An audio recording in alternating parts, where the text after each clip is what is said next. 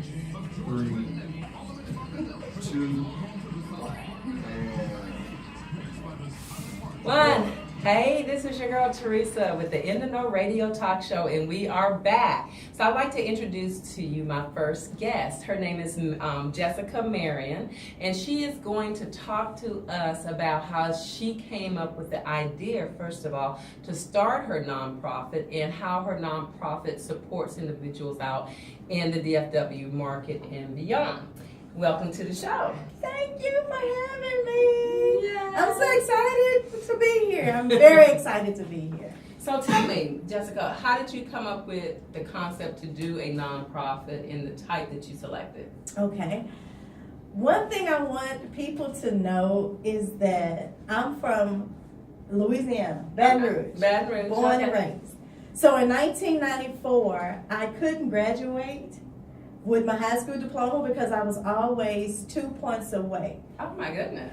And so it haunted me for 4 years. And then when it was time for me to graduate, I couldn't graduate. So my math teacher, she came into the classroom and she asked my teacher if she can come and talk with me. Okay. So I go up in her classroom, and so she gave me this bear hug, and she hugged me so tight, and I told her I can't. And she told me, she said, can. She said, you can. She said, can't is not in the dictionary. And she told me, she said, don't let a test define who you are. Oh yeah, almost definitely. To keep pushing, and she said to soar like the eagle that she knew that I was. And so little did she know that I was going to go home and take my life. I was going to commit suicide because I went to school for 12 years to get a high school diploma, and for you to snatch that away from me, my dad had a 6th grade education, my mom had an 11th grade education. So I wanted to be the first person in my family to graduate because I wanted them to say, to see, hey, this is what I did. Mm-hmm. And so I struggled with that, so I went home, wanted to commit suicide.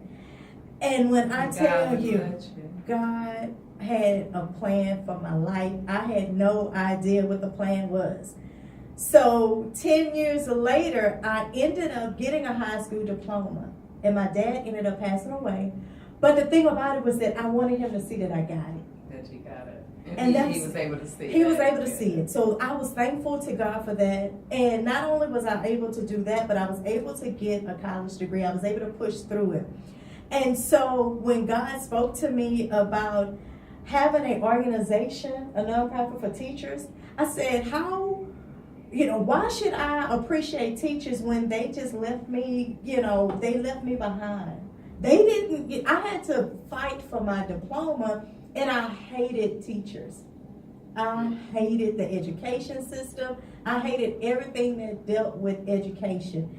And God told me, God said, you're talking about teachers, but what about that one teacher that took the time out and she grabbed you and she hugged you and she told you to keep fighting? Yeah. What about that one teacher? And I was like, okay, Lord, I understand it's one teacher. And the Holy Spirit said, even though it's one teacher, that one teacher affected your life. And all it takes is one teacher to affect these kids' lives. Mm-hmm. But a lot of teachers are leaving the profession because they don't feel appreciated. Okay. And so I was like, okay, Lord. I said, okay. I said, well, if I do this appreciation for these teachers, I need you to make sure that every teacher gets something. And when I tell you blood, sweat, tears, and crying, and it's like people don't understand when you put an event together, because I started out with 10 teachers. Okay.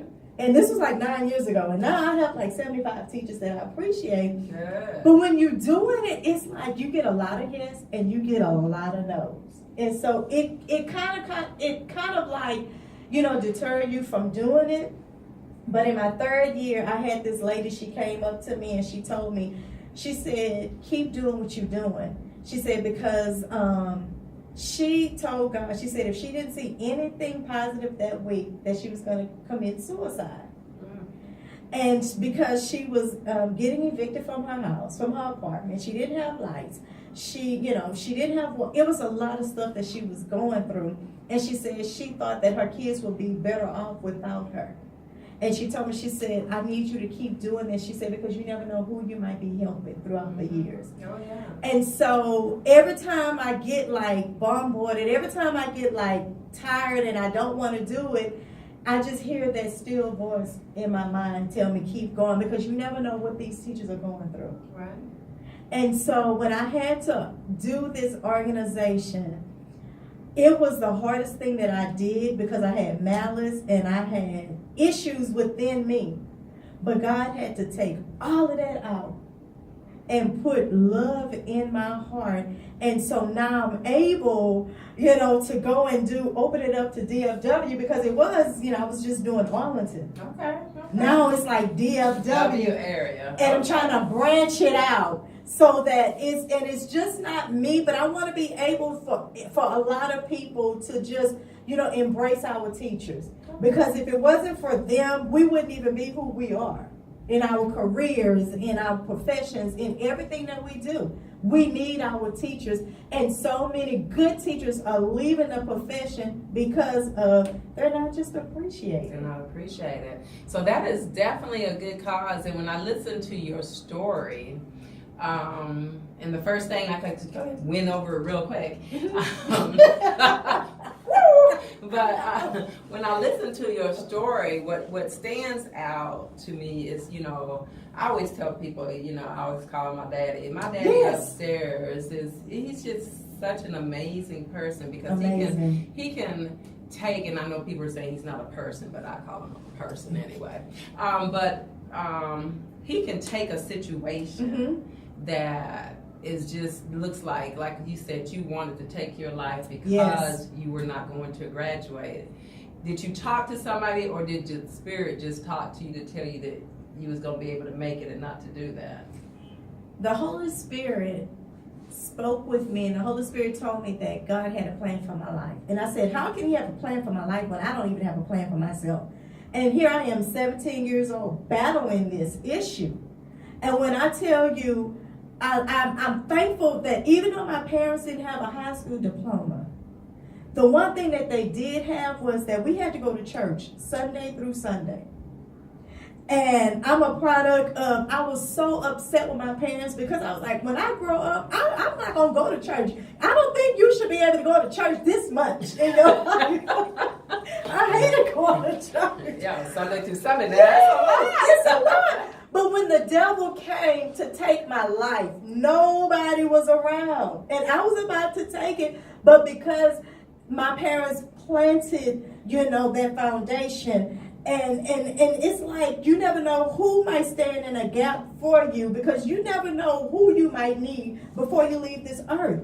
And when I tell you, it was a blessing when God I was I was snotting, I was crying, I was just all over the place. But when God, I actually know how it feels to sleep in his bosom. He put me to sleep, and that was the best sleep I ever had. And when I